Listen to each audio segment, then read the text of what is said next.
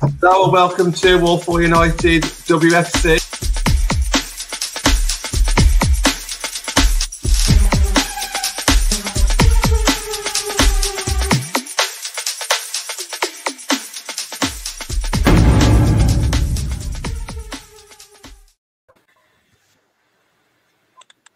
Good evening and welcome to the AFU WFC show with me, Matt Crane.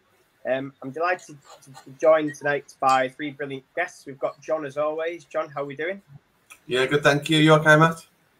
Yeah, not too bad. We've also got Emma joining us. Emma, how are you? I'm really good, thanks, Matt. Yeah, not too bad, thank you. How are you? Fantastic. Yeah, not too bad, thank you. And finally, we've got Prady as well. How are you doing? I'm doing good. Thanks for having me back on the show. And yeah, hopefully it's a good discussion. It's a pleasure. Tonight then, we're going to discuss a little bit of everything. We've got fans returning after 18 months, so we're going to discuss how much we're looking forward to that, because we're all fans of different clubs on here tonight. We'll go through table predictions, top scorer predictions, new signings, star players and rising stars at each club, opening games, and also a couple of new managers as well. Good evening to Karen. So we'll start off then. I'll start with you, Prady. Obviously, fans are back after 18 months, and I know obviously you follow Liverpool. Just how exciting is it, to be finally, allowed into games? Because obviously, like I say, 18 months is a long time. And obviously, fans wouldn't have got to see your club last year in the Championship, but obviously this year they will. Yeah, I mean, personally, it doesn't make a difference because I can't.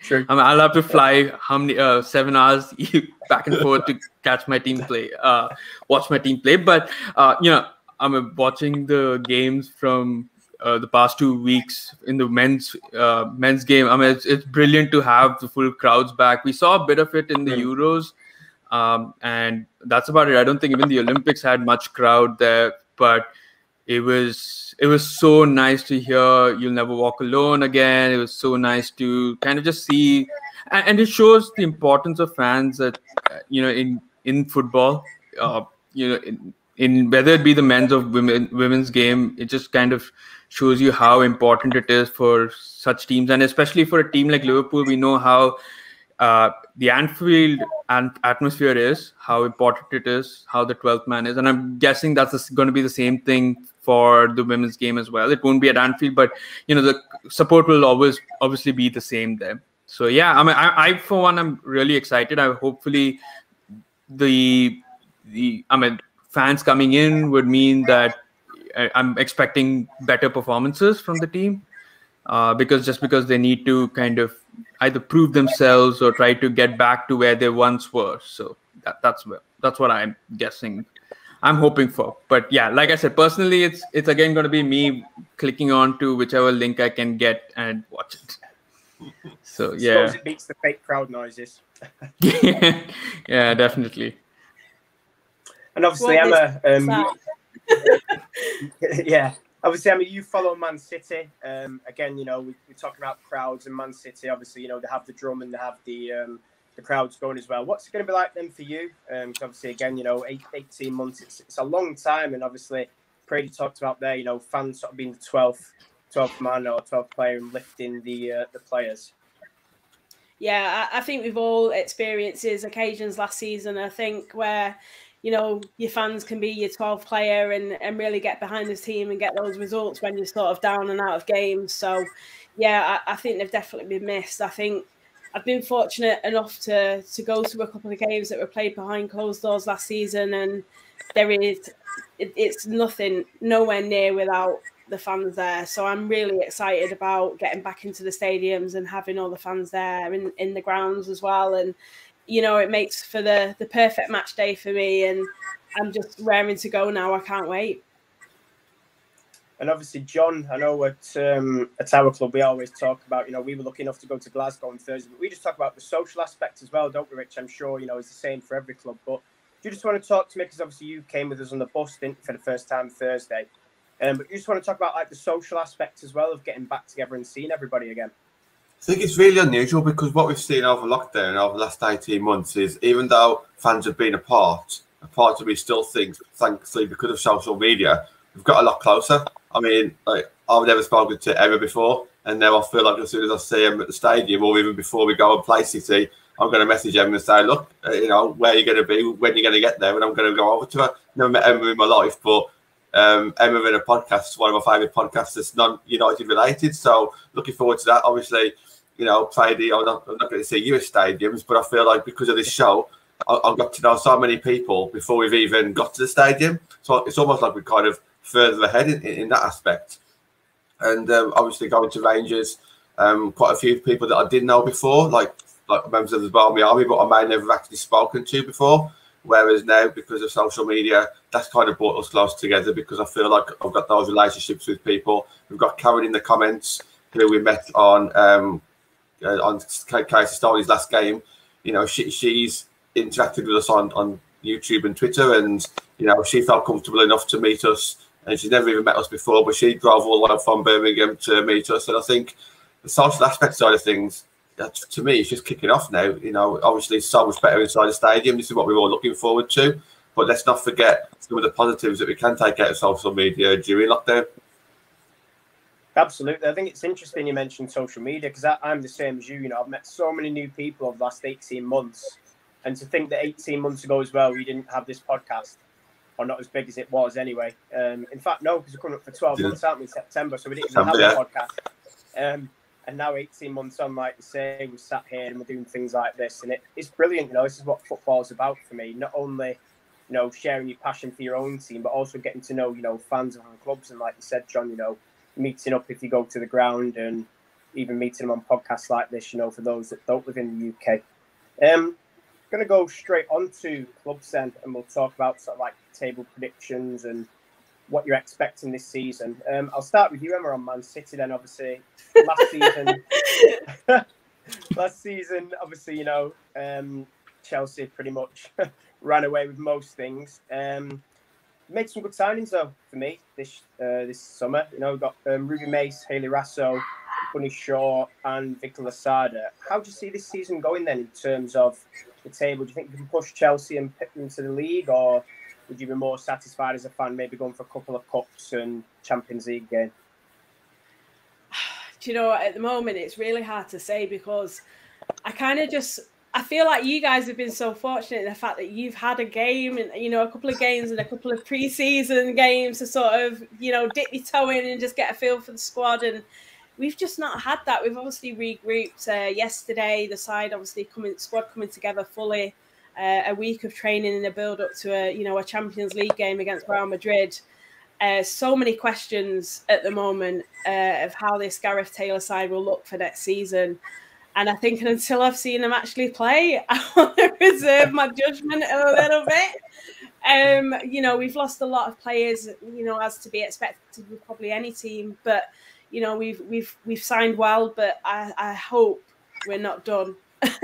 So I'm interested to see, you know, who's going to come in and strengthen the side. You know, obviously at the back we're looking a little bit weak.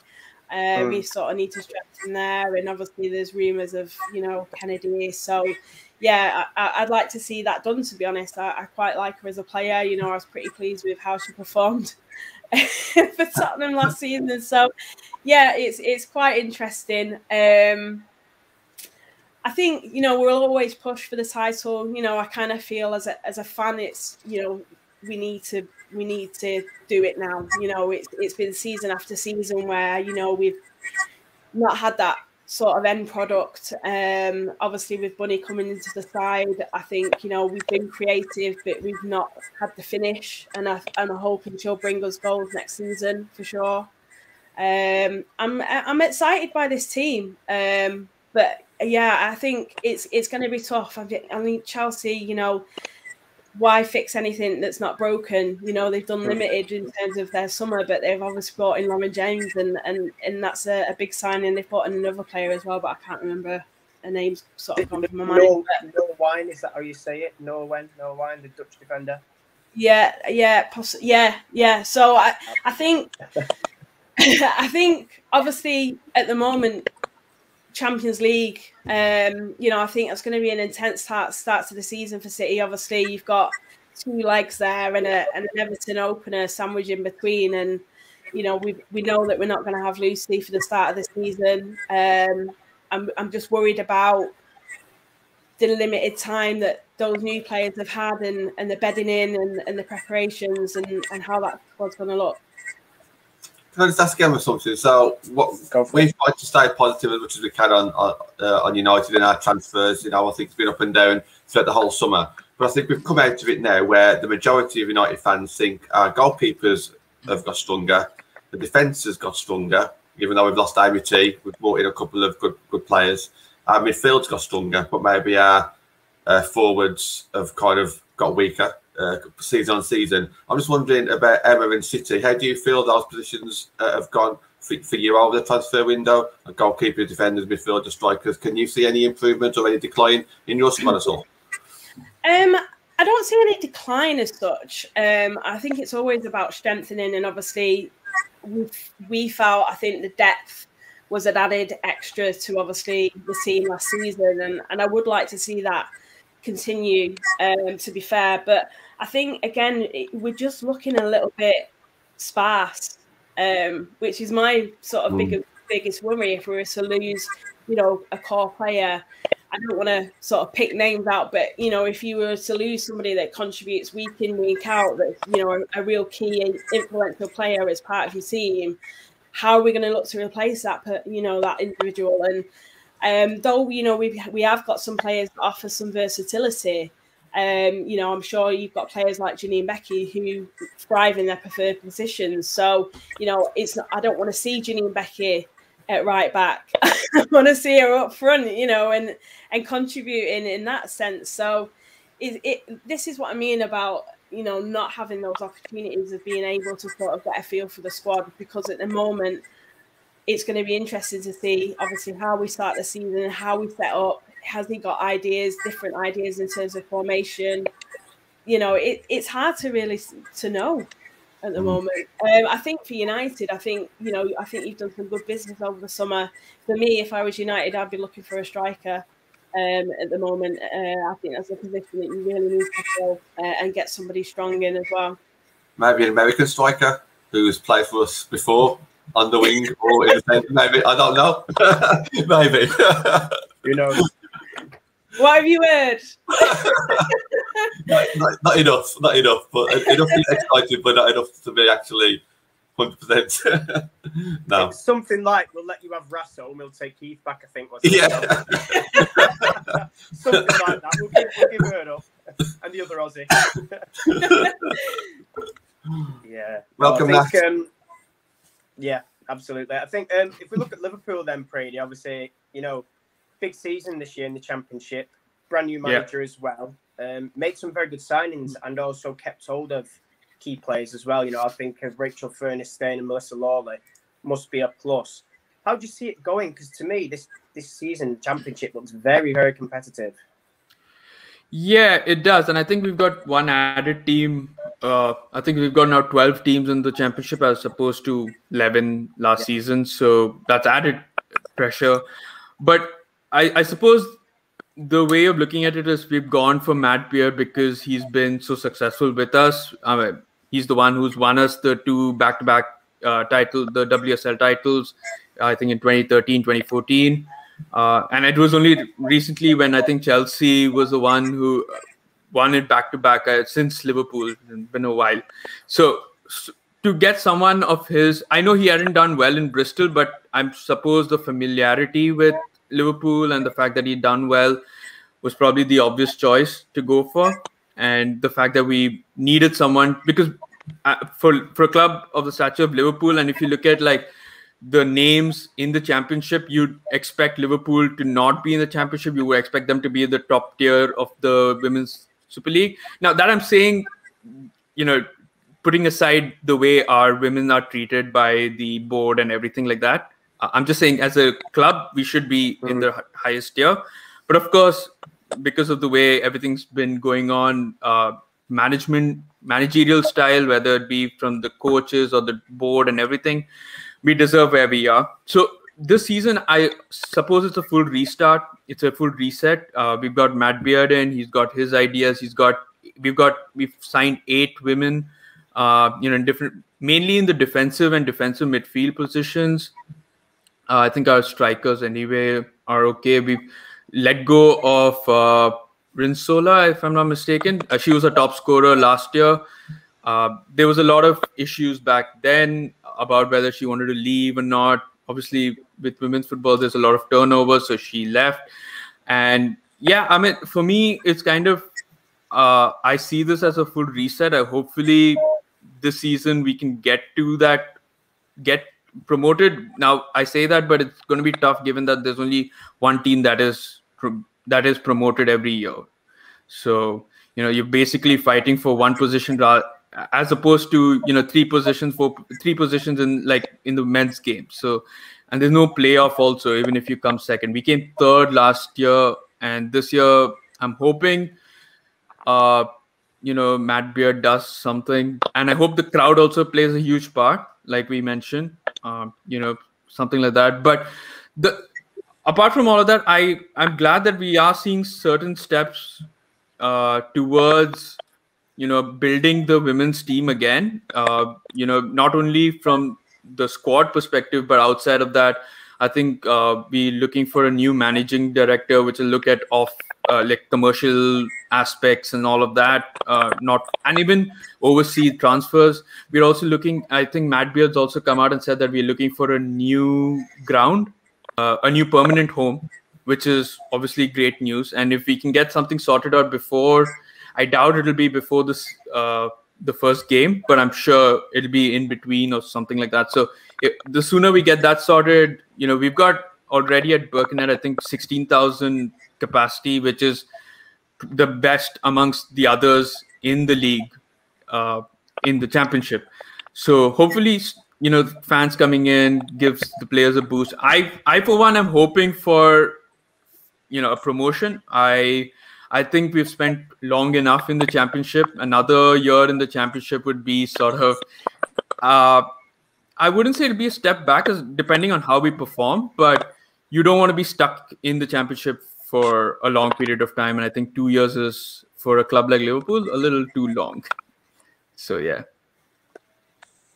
And on that, John, obviously, we talk about there maybe staying in the championship for too long. I suppose you run the risk of maybe losing those players that maybe stayed this year. Again, I think about Melissa Lawley. I think about Rachel Furnish, Rana Dean and Carla Humphrey have gone there as well. And it's sort of, it may become difficult. Would you feel that if Liverpool didn't go up this year, that they may find it difficult for the next few years? Or would you expect them to kind of reset and be able to mount a challenge the year after? I think that they're lucky that they're part of a championship club that is actually full-time. So I think that'll kind of go in their favour. But obviously, I do agree with what you're saying. If they believe that they should be in a higher league, and I'm sure that there will be teams that are going for them. We've seen a couple of 3 teams in the WSL this season show great ambition. And obviously, a fair bit about Leicester and the structure there. They've done really well. Aston Villa have heavily invested. Everton's invested. Everton being a local team to Liverpool as well. You never know. This could definitely happen, and it's something that Liverpool have got to look out for. We're the same at that level as well. Obviously, Chelsea have swooped in with LJ, and we've got some fantastic players, and we've got to be careful if we don't hit Champions League. Will we lose some of our top players as well? So it's always something to look out for. I just think it's usually the case of if the players are happy or not, and if the players are happy with the club and the way the club's running, then you stand a good chance of keeping them. And I don't know if you want to come in here, but I'd like to think that Liverpool players have seemed a bit more happier this season compared to this time 12, 18 months ago. Yeah, I mean, I can't agree with you more there, but I also feel that unlike, say, the men's game, the turnover and, the contracts in women's football are so short.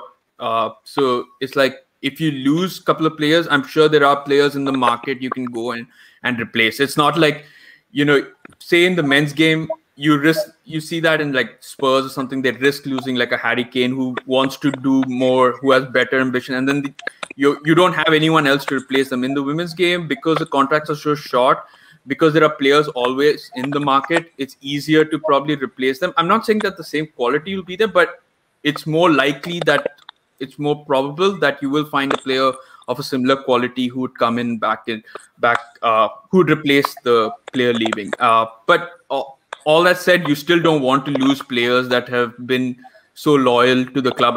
Already this year, we kind of have sort of lost a few players, and it wasn't the best sort of farewells to them. Like we saw it on social media, the way that players were let go or released by the clubs, and they didn't feel that their whatever they had put into the club was valued at the end, and it's sad to see. But at the same time, like I mentioned, this year seems like it's a step in the right direction with Matt Beard coming, with the signings we've made more signings in the women's team than we've made in the men's team, and that for me is slightly I mean, I guess it is inevitable that you would need to make it, because you do need to get that one step higher to get promoted, to move forward. But yeah, like I said, I am optimistic, and I'm saying that because of the players that we signed. Our record last year wasn't that bad. Okay, it was probably typical Liverpool, where we kind of drew games that we should have probably won. It was more the draws. We've only lost 3, I think, last year, but it was more the draws that kind of lost us a lot of points. And I'm not saying that we would have pipped Leicester, because Leicester were really, really good, but we would have given them a closer fight, is what I'm thinking. So, and then we never knew what the outcome would have been. But yeah, this year I'm hoping. I mean, we've had good results against some of the other teams, so I mean, it could be again, but with new changes, you really don't know.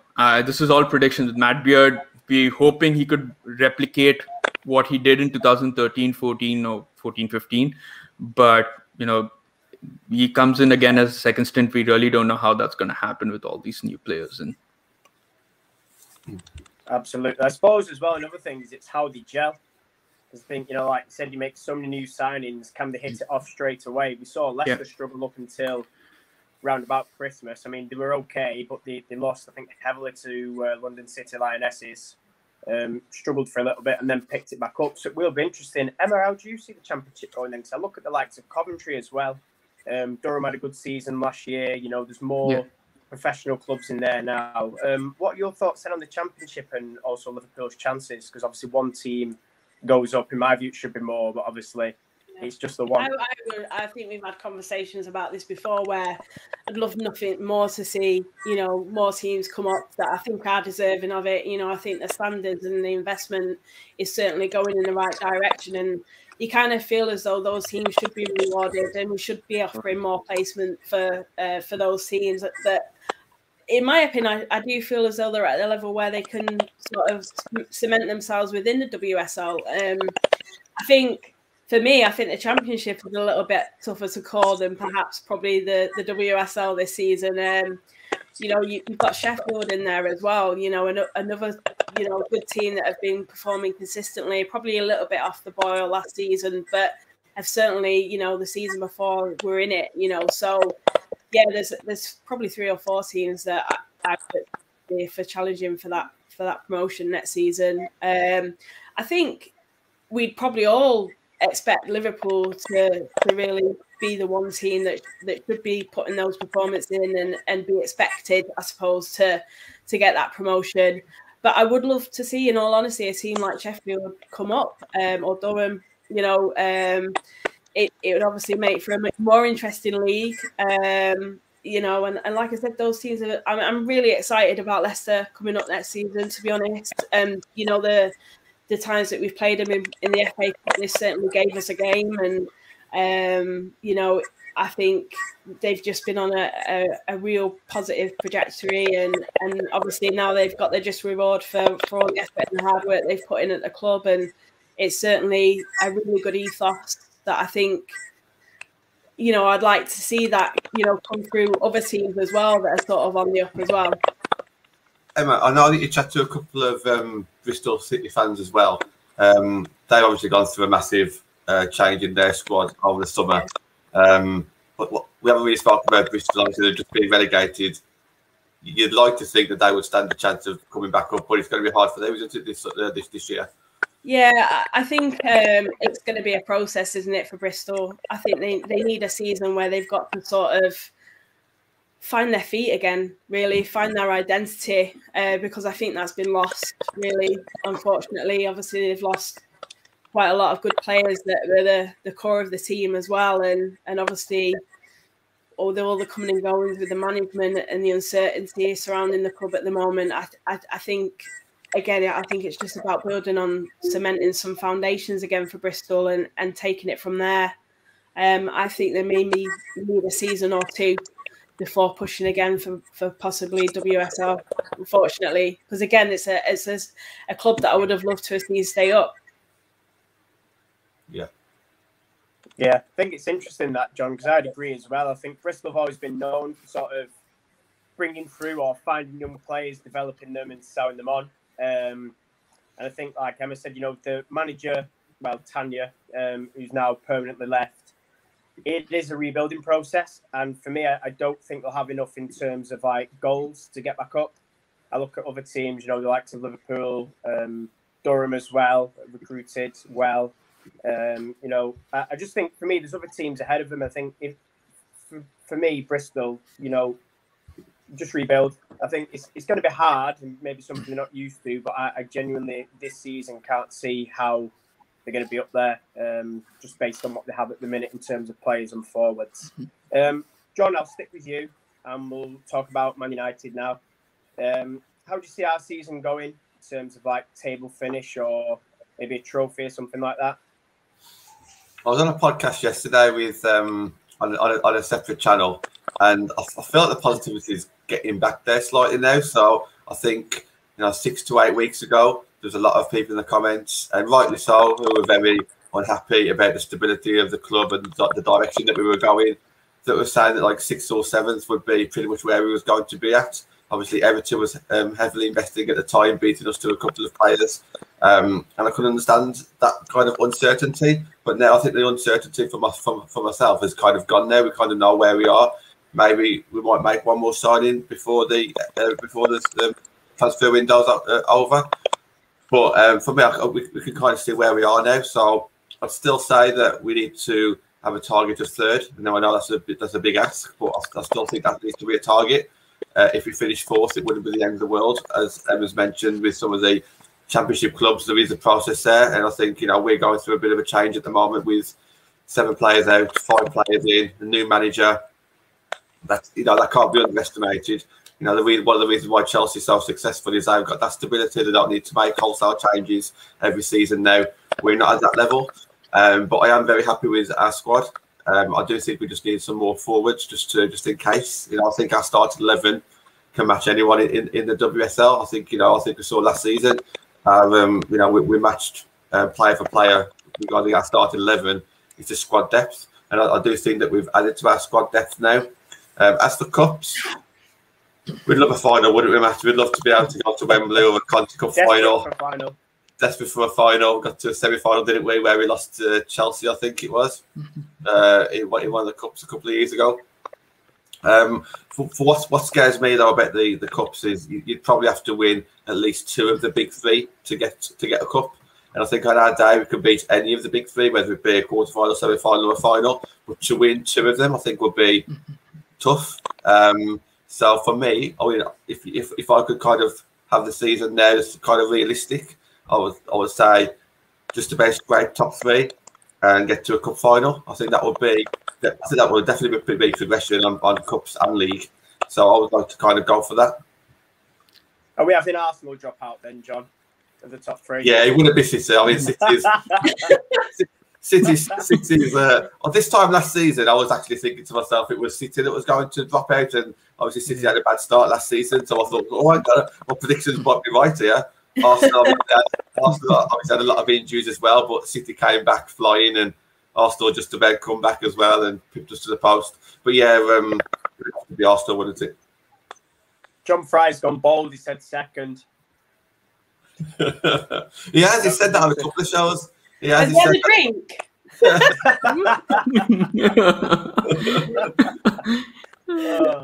You don't know.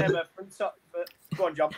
No, I was going to say, you just don't know because, like I say, no one could have predicted last season that we would have started off the season so well. And obviously, we overachieved in the first half of the season and underachieved in the second half of the season. and obviously that kind of balances out, doesn't it?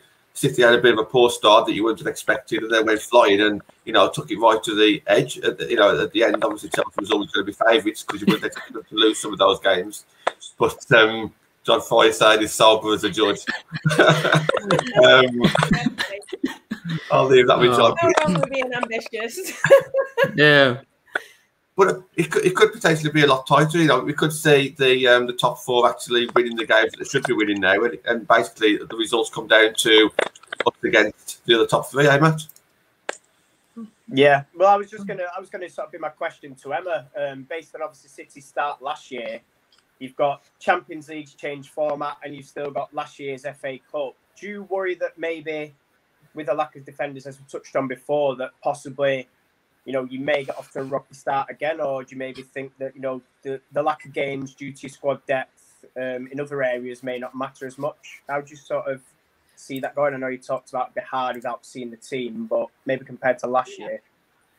No, I fear that we're going to start the same way as we started last season, if I'm honest. I just kind of feel that I think we're going to pay the bit of the price of the, you know, we can't help, obviously a lot of the squad has been out for the Olympics, you know, they're going to come back, they're going to want to have the holiday just deserved as well. So I think obviously, you know, we have had players in training. A lot of the new signings have obviously been at the club, but yeah, for the whole team to come together this week, I just feel we're a little bit behind. And like I said, you know, with a competitive Champions League game, you know, we've had a tough draw, you know, probably the toughest draw that we could have got really against Real Madrid. So, yeah, it's just hard to really to say. You know, I'd love to sit here and say, yeah, you know, we're going to come out all guns blazing and have that perfect start to the season and carry that momentum for the rest of the season. But I feel that it's not going to come without its sort of ups and downs. You know, I think we're managing injuries, we're managing the loss of obviously Chloe Kelly, that's, you know, been an absolute asset to our season last season. You know, how are we going to manage without her, and how are we going to, you know, progress and move forward with the new players in the squad? You know, how are they going to bed in? How do they adjust, you know, to obviously our style of play? You know, there's obviously a lot of things and a lot of mitigating factors that come into it. Just like I said, that's so many questions at the moment. You know, I will never, you know, not back City, you know, to go all the way. I kind of feel that it could be our time to, you know, to go one better than Chelsea. You know, there are, you know, a lot of teams that have obviously got a lot of games to play, and it's going to be an awfully long season with obviously the FA Cup still to play, like you said as well, from last season continuing into this season too. So yeah, I would love to have a cup run, FA Cup. You know, that's one trophy that, you know, I think all fans really love the day out at Wembley. I would love to obviously maintain that cup and keep that for the third time in a row. That would be awesome. But yeah, for me this season, I would really like to concentrate on doing well in the WSL and hopefully being champions of that. Matt, can I just jump in while I speak to Emma about City?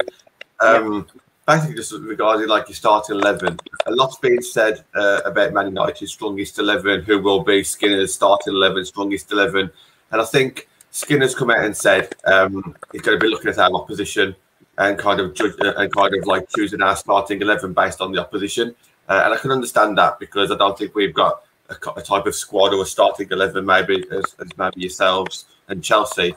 So I'm just curious to kind of think, with all the players that you've got now, Emma, do you think that you've kind of got the strongest 11? And if so, who would you kind of throw in there with all the new signings that you've made? Do you think any of those will come straight into that starting 11?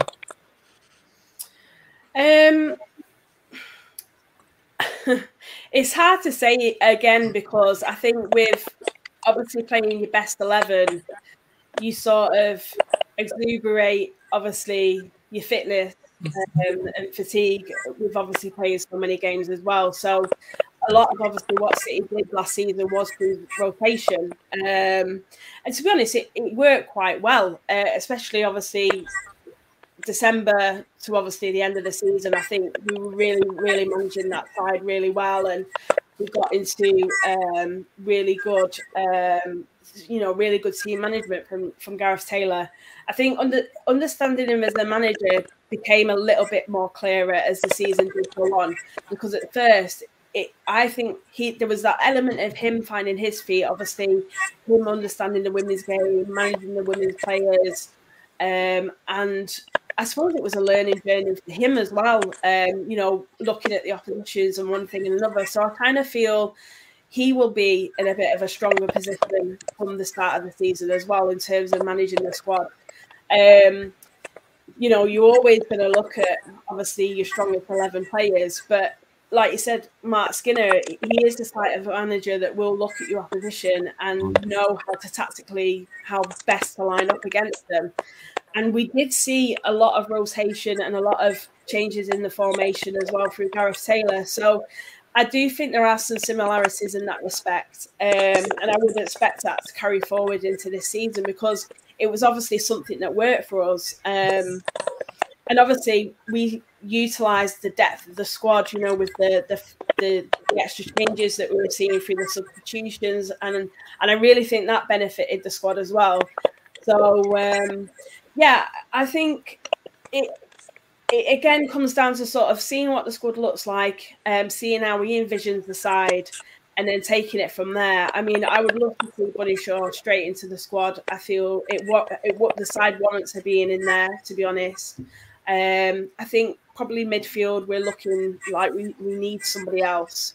And obviously defensively as well. But I think our attacking options and the creativity that we have with the likes of like Lauren Hemp, Caroline Weir, and Janine Becky, who I think, and I'm hoping will play a huge part for City next season, it's certainly looking exciting, and it's looking really promising as well. So I don't doubt that, you know, like I said, in terms of next season, we can really be pushing on and building on what we've already sort of done in terms of the good that we've already made last season. Sorry. Just one more question, Matt, and then I'll leave you. I'll leave you alone. Just on this. So last season, when United changed like their kind of squads, we had like a kind of like, well, we tried to have like a bit of a cup team and a league team. Obviously, because you're in another competition, you got the WSL and Europe. With your rotation last season and maybe this season, can you see you having like a strongest 11 in regards to one for Europe and one for WSL, and then completely rest those, and then have a different start 11 for FA Cup and Conti Cup, or will it be mixed? I think last season the way we did it was we had we used a lot of the younger players, so the youth, and a lot of the players that came into the side when we were obviously drawing on those academy players to come into the side for the Conti Cup games, the early stages of the FA Cup.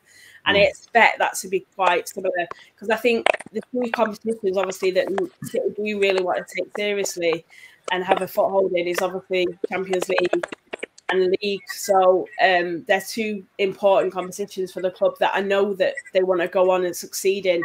So I'm sure, again, they'll approach it in the same way of great importance, and they'll chuck the best players at it.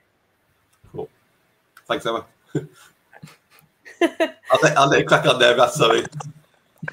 No, it's fine. I was just going to propose a swap whilst they're short in midfield, and we've got 6 centre mids. If we lend them one of our favourite centre mids, and we'll swap with Stanway or something like that, it's only fair, isn't it? would you have Stanway? Yeah. Quite surprised. Yeah, I'd take Stanway. Yeah. Listen, it's an improvement on Martha Thomas. Can we have Galton? No, sorry. I just like Galton. I love her. I think she's a fantastic player. And to be honest, for me, she's one of those players that excites me. I enjoy watching her. You know, she's one of those players. She's got a really good work rate. You know, and she's one of those players that I like watching live, because you don't necessarily see the best of what she can do when it's on the telly, and you're limited to obviously those sort of players. But yeah, unbelievable. I was gutted that, to be honest, she missed a bit of the season with obviously the injury that she picked up, but it's great to see her back. Yeah, no, I was just thinking Stanway, because I was trying to work out, looking at your team before, where on earth would she play and when. But, yeah. It's a hard one with Stanway, I think. Obviously, she's sort of in and out the squad a little bit, but what it is with Stanway is, you know, she's creative. You know, she can have those moments that kind of from out of nothing sort of moments that sort of her and that she's sort of known for, remembered for. But you know, she has quite a few wasteful, you know, until she has that one big opportunity in the lead up to it, she can be quite wasteful. But I mean, you know, don't get me wrong, she's played a part. She's a great player, and she's a young player that continues to learn and go from strength to strength. So, you know, she's always one of those players that you sort of want to look to because you know that they can add so much more to their game. Yeah, I don't think Natalie's not a fan. No. I knew she'd say something. I'm surprised she's not popped up about Leah yet. But yeah, Prady, I'm going to come to you then whilst talking WSL. You can chat from a neutral point of view. Obviously, John Fry said second for Man United. I don't think that's doable. But do you see us maybe breaking into that top three, or are you worried, maybe like myself, where goals are going to come from? Well, that's a tough one. I was actually a little surprised. I know everyone was talking about either City or Arsenal dropping off the top two. I'm surprised no one said Chelsea dropping off the top two. Just kind of as for fun. Yeah, and that's probably not gonna happen. But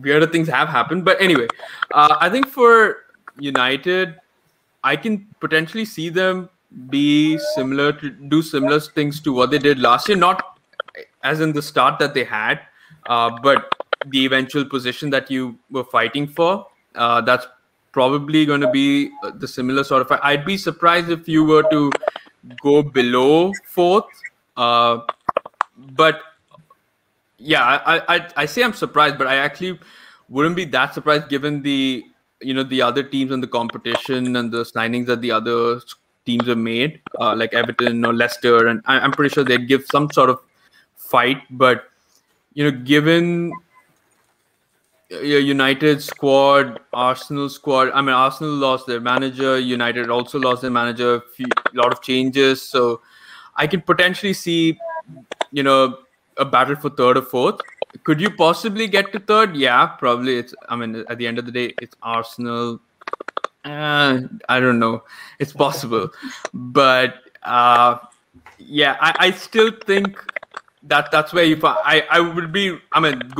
Saying second is being highly optimistic, and especially given the changes that United have gone through. Had Casey Stoney stayed there, had the Americans stayed there, then you could really say, I wouldn't say convincingly, but you really have an argument to put forward there. Mark Skinner coming in, and United still aren't head above water in terms of how the management style, the board is treating the club. So there's still a lot of things to be sorted out before you can really be clear of that. But there will be a lot of ups and downs there. I guarantee another story like the whole toilet and the showers and the dressing room stuff. I guarantee one more story would pop up. But yeah, I would, in terms of on the pitch, I do see it be a battle between you and Arsenal, and I'm going to say that you probably make it through to third. But yeah, it'll be really tight. I think it'll come down to the last 2 game weeks or so. That's my prediction. John, talking new signings then, who are you most excited to see out of the ones that come in? And obviously, we saw glimpses in Glasgow, but of those 5, who are you really sort of absolutely buzzing to see come Friday, or next Friday, should I say? I'm going to do a Mark Skinner impression here because I just thought to myself, I'll tell you what it is. You've got the right accent, so that's a great I know I have. Because last week I spoke about Mark Skinner being very genuine because he answered the question. He was asked a question after the match, and he answered the question starting, you know what it is? That's how he started. And I was just about to answer the same. I was just about to say the exact same thing. You know what it is? For me, it's Hannah Blundell. Because I think she'll play a lot of games. I think she's going to really add to our fullbacks. I'm excited to see her. I love attacking fullbacks. I think her on one side, on him on the other excites me. We saw a bit of a glimpse of it in Glasgow. Still a lot more to see of her. We could talk about like Martha Thomas with goals. We could talk about Boris being probably the glamour name signing. And there are signings out there. Mannion done really well on the last week as well. But for me, I just like a bit of excitement, and I think Blundell could possibly bring that. So for me, I think she'll add balance. I think whether she plays on that left-hand side and Ona plays on the right, that might be the case. You know, how's her relationship going to be with Galton? The way that we're playing currently with Galton and Hansen going infield a bit more and not hugging the touch line will force Ona and Hannah to get further forward as well. I'm kind of looking forward to seeing how she gets on. How about yourself, though, Matt? What are you looking forward to seeing? Do you know what? I want to say the goalkeepers, and I'm gonna say Sophie, because I've talked about this before, and I genuinely believe there's just something about me that thinks she's going to start as number one. And I don't know whether it's the fact that she's played most of the pre-season as the number one, or whether it was the fact that she was somebody that I talked about last season as being a good option. I mean, listen, I've seen Sophie play before, but I just think having two goalkeepers now that are equally as good as each other will pay massive dividends. You know, last year there might have been times when Mary made mistakes, and not that you want to sort of see somebody dropped for making mistakes, but having had a second goalkeeper might have made them think, actually, do you know what, I need to up my game. Not that Mary would have been slacking, but I just think for me that, you know, two goalkeepers pushing each other can only do wonders for the team. So I think, yeah, that for me, and seeing who finishes as number one is going to be the bit for me that's going to be most exciting. I'm going to throw a question out to you, Emma. Who are you most looking forward to out of your signings? Have you got a particular favourite? Or I'm glad you said my team. Yours specifically. I think that's a really interesting point, though, about Bagley, to be fair. I think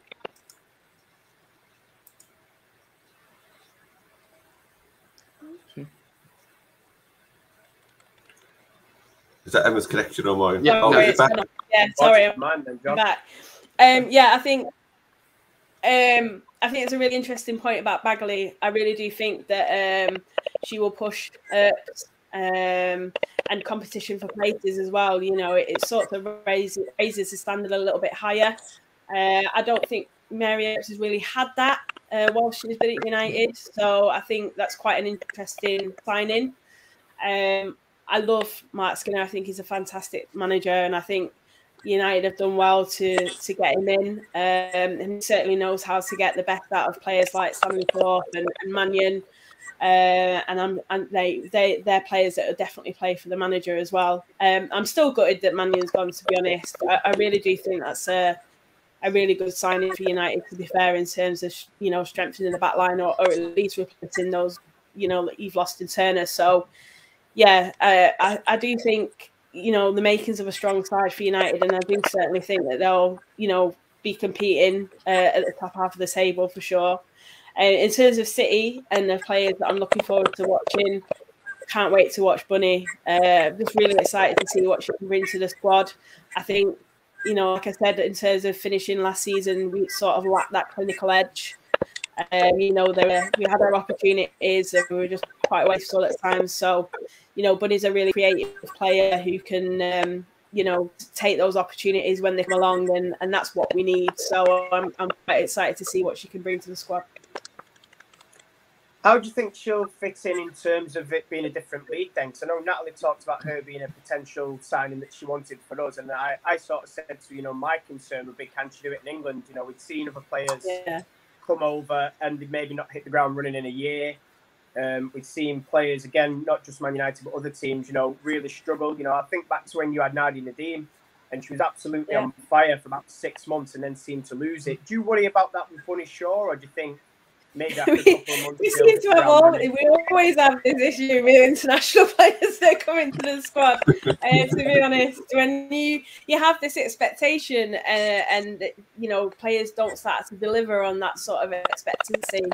I feel as though with Bunny, I don't feel there's as many fans that probably know that much about Bunny Shaw, surprisingly. So I think that probably that expectation, the bar isn't as particularly as high. So I think fans will be excited and by what she could potentially bring to the side. So yeah, I don't feel as though there's an expectancy on her, but I kind of feel that once she starts delivering, then she'll become sort of renowned, throughout the club and probably, fans of other clubs and oppositions will recognise her as a top talent in the league as well. Could see Natalie's already chucking the shade there. Can't help herself there. She's right though. She's right. I'll give her that. Yeah, it's just funny because she always goes on about it, and it just makes me laugh. But yeah, bless her. Prady, then, is there anybody you're looking forward to with Liverpool in terms of new signings, like a specific favourite, or just happy to see everybody? No, I mean, I'm obviously happy for a lot more signings. It obviously helps build up the squad and replaces a couple of the players. The one sort of signing that I'm more excited to see is Leanne Kiernan, the Irish winger striker. So, because if you look at last year from a defensive point of view, we didn't let in too many goals. So, from like we had the same sort of goals away stat. I think the second lowest or something last year, but our goals for, so the number of goals we scored was quite low. I mean, it was way lower than Leicester. It was lower, even I think probably just higher than Durham, but thereabouts. And in terms of who was scoring, most of the players who did score for us have all left the club. So then we've just got like people like Furness, and you've got a few other players here and there who scored a few goals, but majority of our goal scorers have already left. And so to the one that I mean, out of the 8 people that we've signed, I think only a couple of them are attacking players. So I'm excited to see that, because I want more. I mean, the more goals you score, I don't want to sound like a Michael Owen here, but you need to score goals in order to win matches. So so you're not going to win any matches if you don't score. That's what he said. So we need to convert those draws into wins. And I mean, she seemed promising. Our preseasons haven't been that great, but that's also because people trying to find their feet. After a while, everyone's coming back together. Like you mentioned earlier, it's all about gelling. So hopefully preseasons help that, and going into the season we can hit the ground running. But yeah, she's the player that I'm kind of looking forward to, just because from an attacking point of view, we've lost a lot of people, and we need someone to help score goals for us. Another player, and it's one that Emma will know very well, that could help you with those goals. Megan Campbell. I'm thinking of throw-ins, Emma.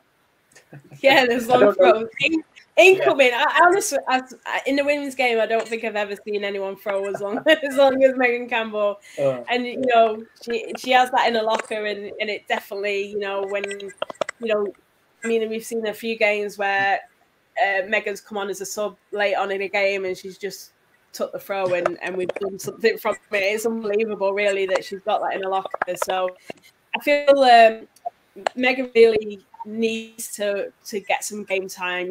She's obviously really suffered with injuries, and she's been in and out of the game, and she's been a little bit unlucky, really. So I think Liverpool's a really good move for her, and I hope that obviously G continues to be able to show and prove what a really good player she is as well. And I think Liverpool would be a really good club for her and a really good move in that respect.